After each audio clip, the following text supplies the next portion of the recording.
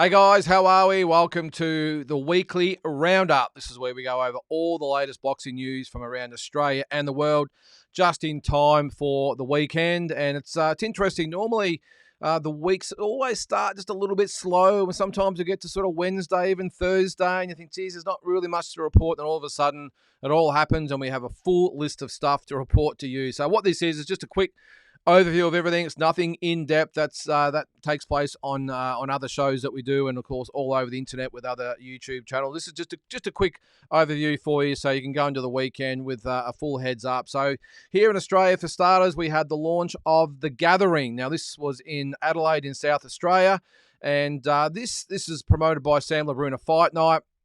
Now, what it is, it's called The Gathering. It's part of Gather Round. Now, this is the AFL's concept, and if you're not familiar with it, what it is all 18 teams gather, hence the name, in Adelaide for the week or weekend, and we have 9 games played all around Adelaide and surrounding districts, and full credit to Sam Labruna and his associates for putting this on to really tie in with tens of thousands of people coming into Adelaide during Gather Round week. And on this card, really good fight card, I will say, Jackson John England. We thought, well, I sort of personally thought that maybe he wasn't sort of at the level. He obviously lost to Liam Wilson in December. But look, Sam Labruna and his team have shown a lot of faith in Jackson, and he's actually going to go up against former world champion Jamal Herring over 10 rounds. So Jackson John England, 15-3. Jamal Herring, 24-4. Real good, I will say, coup by Sam Labruna, and also a great concept to coincide with the Gather Round. Also on that card, Joel Camilleri, 27-8-1. He'll go up against Joel Pavlidis, who's 5-2-1. So really good matchup, that one. Also on the undercard, Jack Brubaker, Benjamin Bomber, Sergey Vorobov, and Alex Leopold Jr. And if you didn't think that was enough, I've also got 4 AFL fights. So a real masterstroke, this one, I will say. Now, these are 4 pretty big names in the sport. So all those supporters coming to Adelaide for the week will just love this. And it's a really, as I said before, great coup, great concept to get all the footy fans to this event. So what the protagonists, I suppose you'll call them, Dane Swan and Dale Thomas. Now, these two played on the same premiership team for Collingwood back in 2010. They'll go at it. We have Severio Rocker Anthony Rocker and Corey McKernan, 2 ruckmen from back in the day. They'll go at it as well. Kane Corns, Nathan Brown. Now, Kane Corns does ruffle a lot of feathers, but also so does Nathan Brown occasionally. So that will be a real crowd pleaser, that one. And in the other fight, this will probably be the best fight of the card, in my opinion. We have Mitch Robinson and Kane Pettifer. Both have I won't say a boxing background as such, but both have been known to have some or boxing incorporated into the training, fancy themselves as boxers, I will say. And I'm pretty sure Kane Pettifer might have even had a fight. But this will be, as I said, I think the best fight on the card as far as the football fights go. But yeah, look, a really, really good card there. So if you are heading over to Adelaide for Gather Round, make sure you check that out. I can't remember the actual. I did have it there. I can't see it there at the moment, but yeah, it's in the basketball centre, I think it is, in Adelaide. Now, if you can't get to the event, it will be shown live on Stan Sports. So if you're not a subscriber of that, make sure you get on. Even if you get the free subscription, then you'll be able to pay for this. I'm not quite sure what it's going to cost, but at least you'll be able to get the fight and watch it. So I think it'll be a really, really good fight night. Some news from last week. Blake Caparello returned to the winner's circle. He moved to 32-4-1 with a 5th round stoppage of Simone Federici, who dropped to 20 wins, 3 losses, and 1 draw. That was in Huntington, New York. So great to see Blake back. Hasn't fought for a couple of years, or might even be longer, 3 years, whatever it might be. Actually, I take that back. His last probably meaningful fight was about 3 years ago. He did fight, I think, in Thailand or somewhere like that, just to get a quick win under his belt. But yeah, really good win for him. Hope he's back for good. I think he's still got plenty to offer, and all you got to do is keep winning, and you just never know what opportunities are going to come your way. So all the best to Blake Caparello, who's been a very, very good fighter for Australia over the years, and a really great bloke as well. One last thing on the Australian front. It was reported that Liam Paro will not be challenging Subriel Matias for the IBF 140-pound title. Now, that in the last few days has taken a little bit of a turn. There is maybe a glimmer of hope. Subriel Matias has actually said he would like to fight Liam Paro. Eddie Hearn wants that fight, so I really hope they can really come to some sort of agreement and make that fight happen. The other opponent that's been thrown in there, if the Paro-Matias fight doesn't happen, is Elvis Rodriguez. And even Shakur Stevenson, who's just come out of retirement, he has actually shown an interest in fighting maybe either Paro or Matias as well. So yeah, maybe some big fights down the track. I'm really hoping Liam gets a shot at the belt. I think he's earned it. Of course, he was supposed to fight Prograis last year, I think it was, for the WBC 140-pound title. Of course, he got injured, had to pull out of that fight. So really hoping that fight comes off with Matias, and who knows what doors that might open for him down the track. So we'll keep an eye on that. Now, into the world scene. And plenty happening, I will say. It's too much to even start with. I'm going to start with Canelo Alvarez. Now, he's parted ways with PBC. Now, he did have another 2 fights on his contract with PBC. They haven't been able to come to terms as far as who the opponent will be for May 4th. So who steps in? Good old Eddie Hearn. So he's obviously from Matchroom. So he's going to be promoting Canelo Alvarez's next fight. Now, there is talk that it's going to be Jaime Munguia, or possibility it might be Jaime Munguia, but that was also the opponent that PBC wanted Canelo to fight. So it's a little bit unusual what's going on, a little bit hard to keep track of, that Alvarez has left PBC because they wanted him to fight Munguia. Now there is talk that he will go with Eddie Hearn and fight Munguia. Of course, we all want to see him fight David Benavidez. Not sure that's going to happen in the near future, because the other fighter in that conversation, of course, is Edgar Berlanga.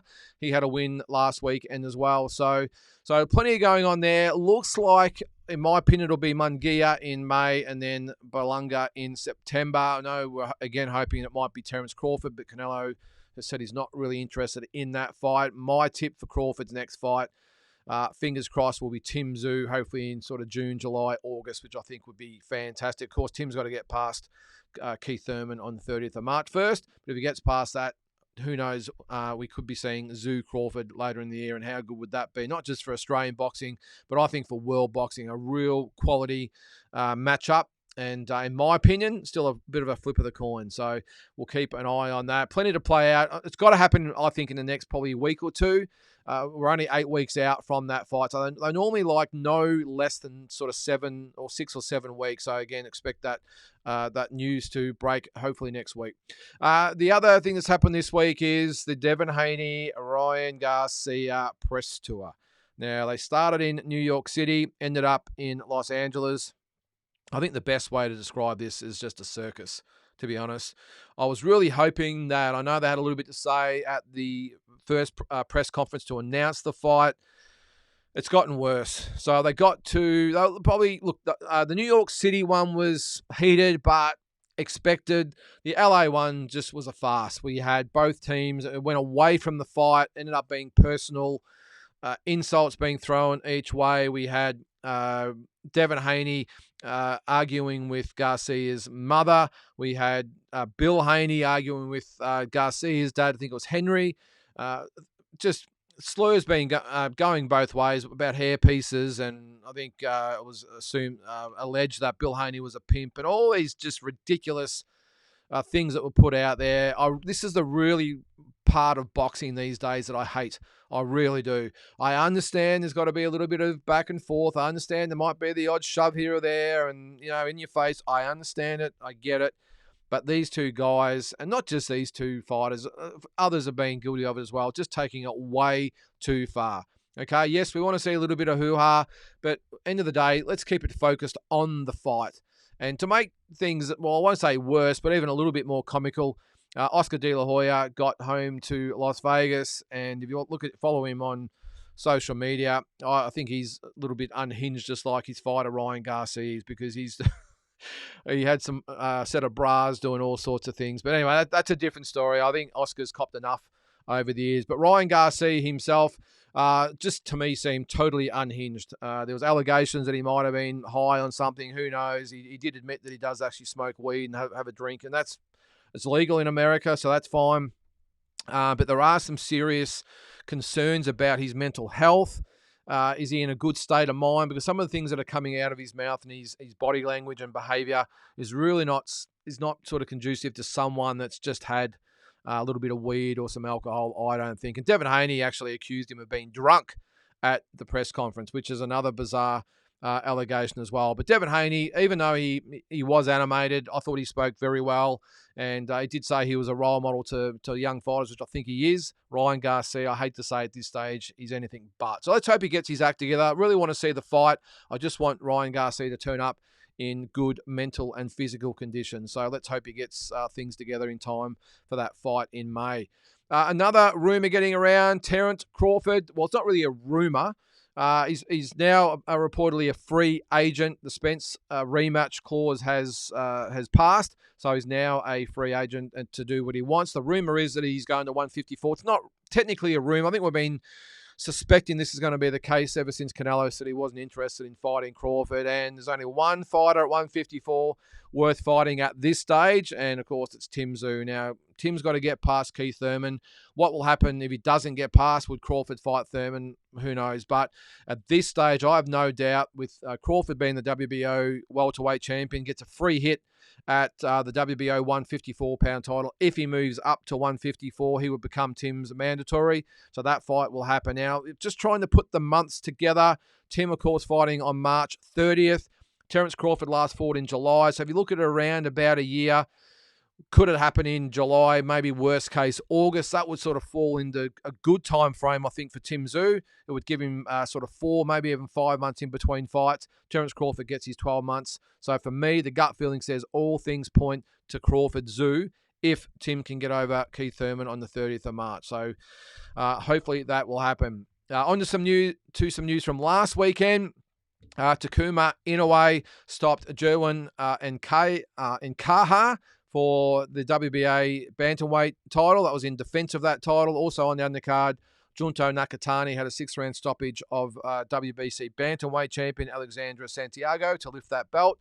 And Kosei Tanaka became a 4-time world champion with a 12-round decision over Christian Rocky Bakasegwa. That was for the WBO super flyweight title. Now, this has really implications for us here in Australia. Jason Maloney is eyeing either Inoue or Nakatani for a unification fight, even though the talk is maybe they might fight each other.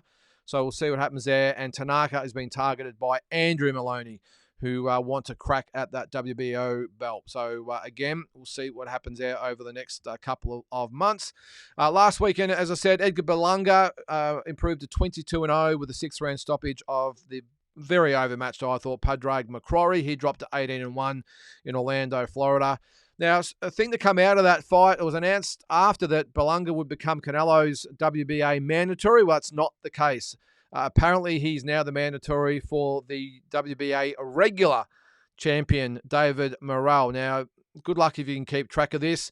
So even though Canelo is the WBA world champion, Morrell is the WBA regular champion. So I won't even pretend or attempt to explain it to you. End of the day, he's not Canelo's mandatory. Canelo doesn't have to fight him, even though I think it will happen later in the year. On the undercard of that fight, by the way, Andy Cruz improved to 3-0 with a 10-round decision over Brian Rodriguez, who dropped to 14-3. This weekend, a really good fight I'm actually looking forward to. I'm not quite sure we get it in Australia, but I would definitely be checking it out afterwards. Otabek Kolmatov will he'll fight Raymond Ford for the vacant WBA featherweight or 126-pound title. Kolmatov 12-0, Ford 14-0-1. They'll fight at the Turning Point Casino in Verona, New York. I've actually been to the fights at that casino. It's a really, really good venue for the fight. So hopefully I'll get to watch that this weekend live. If not, as I said, I'll watch it on YouTube a little bit later on. And on the undercard, Luis Lopez 29-2 will fight Arena Abbey 25-3-1 for the IBF featherweight title. So who knows? The two winners of this fight might unify down the track. But should be a good weekend of boxing as well. Some other news that sort of hit the websites this week. Roman Chocolatito Gonzalez is looking to move up to 118. So bantamweight, some good fights there for him, especially our man Jason Maloney. His last fight was back in December 2022, so he's been out the ring for quite some time. That was when he unsuccessfully challenged Juan Francisco Estrada for the WBC Super Flyweight title.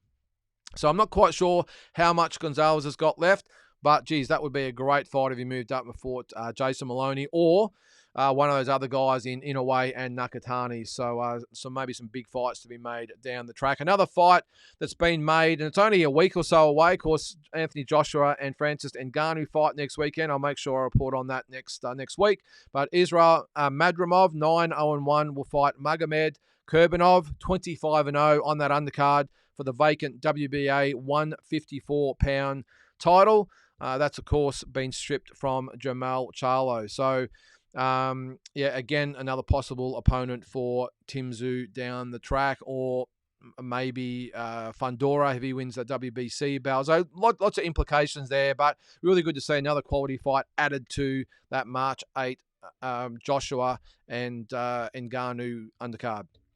One last thing, Gennady Triple G Golovkin has been elected to the Kazakh Olympic Committee as the president of that particular committee. So all the best to Gennady Triple G Golovkin. The last fight was back in September 2022 when he lost a 12-round decision to Canelo Alvarez. Currently 42 years old, so maybe we've seen the last of him. But now being elevated to the president of the Kazakh Olympic Committee. It's great news for him, and I'm sure the Kazakh Olympic team are in very, very good hands. So that's about it for this week, guys. I hope I've caught you up with all the latest news. I'm sure there's something that slipped through that I haven't seen, but if not, we'll touch base or touch on that again on next week's show. So have a good weekend, enjoy the fights, and we'll catch you next week.